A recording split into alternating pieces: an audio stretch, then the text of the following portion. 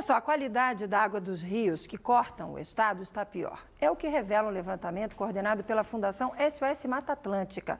O estudo colheu amostras em 124 rios paulistas. E o resultado, gente, assusta.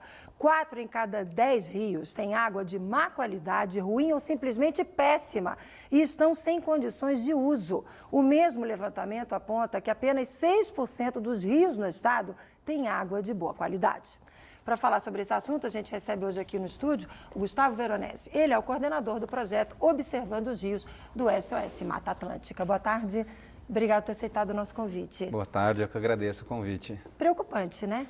É sempre muito preocupante, porque rio é água. É vida. E água é vida. Mas, se a gente não tomar o cuidado devido, a água também pode ser fonte de doença, pode ser fonte de morte. Então a gente tem que tomar muito cuidado com as águas que passam na nossa cidade. Gustavo, a gente tem umas fotos que vocês até disponibilizaram para a gente. Vou pedir para a gente colocar aqui na tela. Vai explicando para a gente como é que foi esse trabalho. Então, a gente tem um trabalho desde 1993 chamado Observando os Rios, que envolve comunidades, pessoas comuns que não necessariamente conheçam química, física, biologia, geografia, mas sim pessoas comuns que se tocam pelo tema da água, que sabem que tem um rio perto da sua casa, perto de onde trabalha, e que aquele rio é importante para ela. Não está naquela situação que ela gostaria que estivesse. Então ela se envolve no nosso projeto, a gente fornece um kit de monitoramento da qualidade da água, é um kit educativo e indicativo da qualidade da água, a gente não mede se a água é potável ou não, a gente mede se aquela água pode desenvolver vida, uma vida aquática, um ecossistema aquático. A gente treina esses grupos de monitoramento, como a gente chama, para fazer essas análises e cada grupo desse recebe uma página no nosso site, lá no sosma.org.br. SOS, vamos falar devagar, por favor, para quem está em casa e tem interesse no assunto também entrar. SOSMA.org.br, que é o do SOS Mata Atlântica. Tá aí, ó. Muito obrigada. Vamos deixar na tela aí, gente. Legal. E isso, assim, cada grupo tem uma página no nosso site. E eles alimentam tanto com fotos e com essas informações. E a gente tem sempre essa preocupação de verificar tecnicamente se aqueles resultados são perto dos exames laboratoriais. Então a gente tem parcerias com universidades, com centros de pesquisa, são muito próximos. E eles nos indicam principalmente a presença de esgoto e lixo naquela água. Então a gente tem um índice de qualidade da água que nos dá o resultado, que é isso daí. Se está péssima, se está ruim, se está regular, se está boa ou se está ótima. E, infelizmente, ótima a gente não tem achado. E o que vocês perceberam nesse levantamento em todas as regiões? Tem alguma região que dá para dizer que a situação ficou pior nos últimos tempos? Então, a gente notou, no geral, aqui no estado de São Paulo, que houve uma certa piora. A gente fez algumas comparações com os dados que a gente tinha também do ano passado e houve uma pequena piora na qualidade da água. Isso pode ter duas razões principais. Uma é a crise de água, que fez com que o foco de investimento fosse para abastecimento de água para as pessoas. Não para o cuidado com a água. E aí regrediu um pouco o investimento em saneamento, né?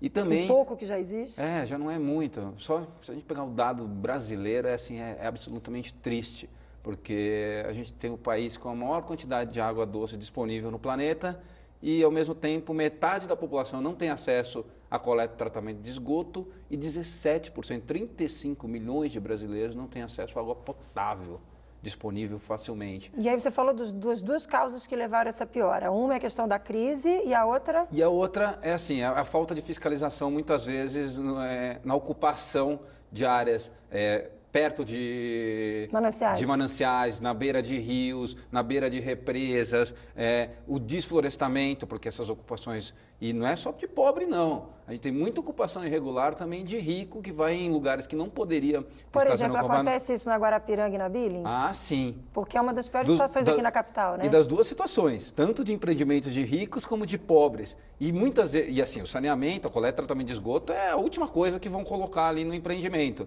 E aí todo esse esgoto vai fluir para as nossas caixas d'água. É o famoso tiro no pé, né? É a nossa inteligência humana, que a gente suja a água que depois a gente vai beber. Consumir, exatamente. E daqui para frente, com esse dado na mão, com esse levantamento na mão, o que vocês pretendem fazer? Então, a gente agora pega esses dados, que foi um levantamento nacional que a gente fez, e entrega para as autoridades. Fez um relatório e vai entregar para os governos dos estados, no qual a gente fez os trabalhos, foram 11 estados e mais o Distrito Federal, a gente alerta as comunidades, mas principalmente esse trabalho, além de gerar esses dados, que a gente consegue fazer essa pressão ao poder público, tem esse fator de educação, das pessoas olharem para os rios de uma outra forma, por isso do nome Observando os Rios. A gente deu as costas para os nossos rios, a gente relegou eles à marginalidade. E agora, ou a gente olha com mais carinho para os nossos rios e cuida desses nossos rios, ou cada vez mais esse problema de abastecimento será mais latente no nosso país. Agora há pouco na redação, falando que a gente ia fazer essa entrevista, o William Douglas comentou comigo que o rio Jundiaí, há 30 anos, era considerado numa situação calamitosa e hoje é um rio que está vivo de novo. Confere essa informação? Exato. Tem uma razão específica para isso? Sim, uma das razões principais é, além de, óbvio, coletar e tratar esgoto, a agricultura também polui bastante, porque usa muito agrotóxico, né, que agora querem mudar o nome para fitossanitários, né, dão um nominho bonitinho para algo extremamente agressivo ao nosso corpo e ao ambiente.